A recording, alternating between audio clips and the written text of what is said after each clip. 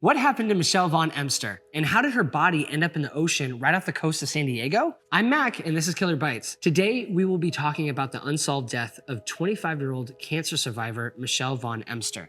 Let's get started. On April 15th, 1994, on the Sunset Cliff of San Diego, California, there were two surfers out in the waves where they noticed some seagulls perched on the top of a floating pile of kelp. They went towards the seagulls and discovered the lifeless body of Michelle Von Emster. Now let's back up. Who was Michelle Von Emster? Michelle Von Emster was from San Carlos, California, a city near San Francisco. She was part of a big family of 5 sisters. She graduated from Notre Dame High School in 1986. She went on to study at St. Mary's College, but she later paused from pursuing her education at St. Mary's after being diagnosed with leukemia. She went on to have cancer treatments, and a year later, she was a survivor. Hell yeah. But after completing her cancer treatment, she decided she wanted to celebrate by traveling. She moved to Loma Portal in San Diego, California, right near the ocean. Michelle was a free spirit and a bit of a drifter. She liked to spend most of her time at the beach. She enjoyed swimming, surfing, and gazing out at the breathtaking views. San Diego was the perfect place for her to settle down. She moved around quite a bit within San Diego, bouncing around from apartment to apartment.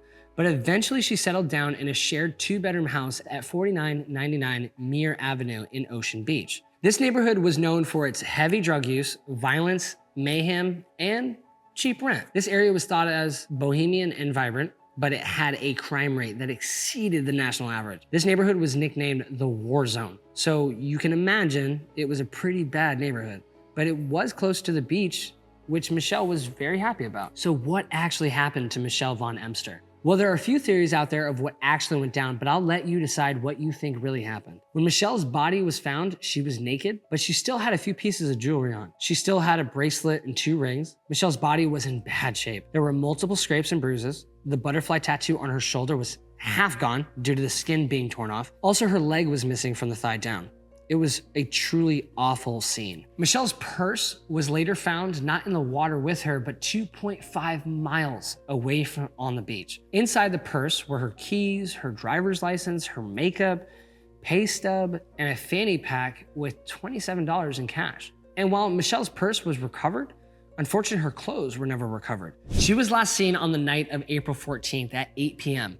Michelle and her roommate Coco Campbell were headed to a Pink Floyd concert, but it turned out that they bought the wrong tickets. So they headed back home. Michelle asked her roommate to drop her off at the San Diego Pier by their house. She was last seen wearing a green trench coat and purse. After her body was discovered the following day on April 15th, it was taken to the lifeguard headquarters at 4 p.m. Because of the condition of her body and numerous injuries, the investigators assumed that she was killed by a shark attack. They assumed it was probably a great white shark. This theory allegedly was backed up by the investigator on this case, Brian Blackburn, a medical examiner, marine biologist, and harbor police. An autopsy revealed that Michelle had a broken neck and broken ribs, along with scrapes and bruises along her whole body. She also had sand in her mouth, throat, lungs, and stomach. These injuries seem to line up with the shark theory. Supposedly a shark would have come up, bite her leg, and then drag her to the bottom of the ocean. And at some point her neck gets broken, her mouth fills up with sand, which she chokes and swallows.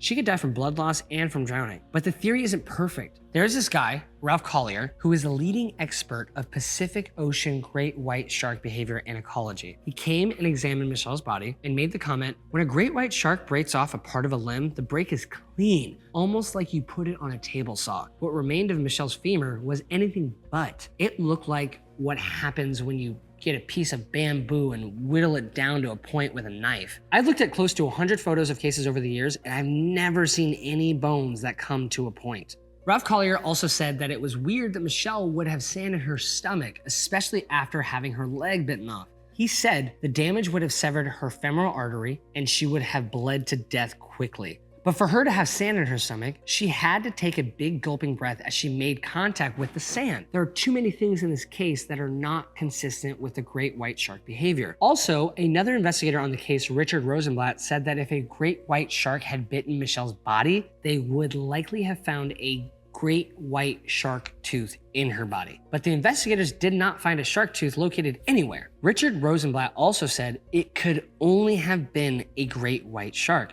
and no other type of shark. But apparently a shark probably didn't attack her. The next theory of what supposedly happened to Michelle Von Emster was that she fell off the cliffs that surrounded this part of the beach in San Diego. This particular spot, the Sunset Cliffs, is known to be a little dangerous. There have been past reports of rocks crumbling, and a couple of people actually have died from falling from this area before. This theory was checked out by a San Francisco medical examiner. Yes, the scrapes, bruises, broken neck, and broken ribs would seem to line up with the falling from the cliffs down into the water. However, it was ruled out because the leg injury didn't seem to add up in this equation. A fall from a cliff could not have given that kind of leg injury. The next theory is that Michelle Von Emster allegedly drowned, which led to her death. Maybe she took her clothes off to go skinny dipping at midnight and just so happened to get caught up in the current, knocked up against some rocks, and then died. And then later a group of sharks came by and bit her leg off? I mean, I don't know. Well, it turns out that the temperature of the water at that time was too cold to actually go swimming without a wetsuit. It was like 59 degrees during the day and 57 at night. So I don't think she's just decided to go swimming alone at night, no clothes on or a wetsuit in freezing water. That just doesn't make sense to me. The next theory about what supposedly happened to Michelle Von Emster was that she was murdered. There are theories that a bartender named Edwin Decker might have been the one to end Michelle's life. He said that he first met Michelle at Rumors, the coffee shop she worked in 1984. The coffee shop where Michelle worked was owned by Bill Winston. Bill Winston also happened to own Winston's, the bar that Decker worked at. Decker said that the coffee shop and Winston's were connected and he would often go in there to grab coffee, and that's where he met her, and he was drawn to her immediately. Now, at first, they started off as friends, but there's some level of interest on both of their parts. Decker and Michelle had drinks on April 13, 1994. They'd been flirting with each other for a few weeks. Decker eventually convinced her to go out on a date with him on April 13th. After the date, they went and bought some beer and cigarettes to take back to Decker's apartment and just hang out. Michelle left his apartment the next morning at 5 a.m. on April 14th, and on the very same day,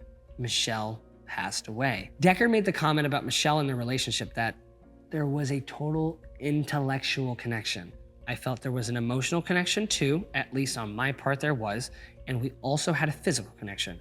And I was so bummed when a couple of days went by and she hadn't called. I was about to give up on the idea. But Michelle wasn't blowing him off. She had passed away. Decker wrote a poem after hearing the news of her passing, which said, "The reports said there was a tattoo, a butterfly on her shoulder, which I remembered that night on my couch when I, like the shark, chewed on her lips and took off her shirt." I don't think Edwin is the one who ended Michelle's life though, but back in 2008, while Michelle's case was still unsolved, Decker teamed up with investigators and wrote to the San Diego medical examiner asking them to reevaluate Michelle's case. If you were guilty, you definitely wouldn't want to draw more attention to the case or have things looked at again. You would want the case to disappear and remain unsolved. So that doesn't make any sense that Edwin Decker would be the bad guy. Plus, it sounded like he really liked her and cared for Michelle. There is another person that is thought to be the one to end Michelle's life, an unknown stalker. It is said that Michelle had a stalker while she was working at Rumors coffee shop. She decided to get a different job so she couldn't be stalked at the coffee shop anymore.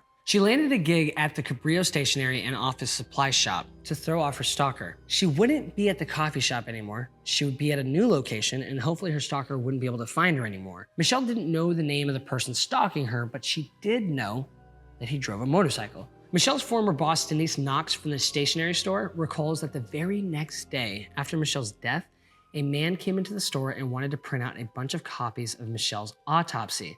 She was quoted in the San Diego Reader saying that the weird guy who wanted all those copies of her autopsy, he rode a motorcycle too. So maybe this unknown stalker that we know very little about could be the one behind the death of Michelle Von Emster. Or this could have been a random act of violence from someone who we are not even suspecting. As I said earlier, she was living in a sketchy neighborhood. Someone over there could have easily done away with her and then tossed the body into the water. There's just too many unknowns in this story to draw a firm conclusion. Although I will say that I think that Michelle's death was no accident. I think that someone did this to her. There are other theories out there too, such as a car accident cover-up, a motorboat accident, suicide, but again, nothing has been proven true. The case is still left unsolved to this day. We ask that if you have any information regarding Michelle Von Emster's death, please contact the appropriate authorities as soon as possible. What happened to Michelle is awful, but it would be great to be able to solve this case and bring some peace to Michelle's friends and family. And that's it, guys. I'm Mac. Thank you so much for watching Killer Bites, and we'll see you next time.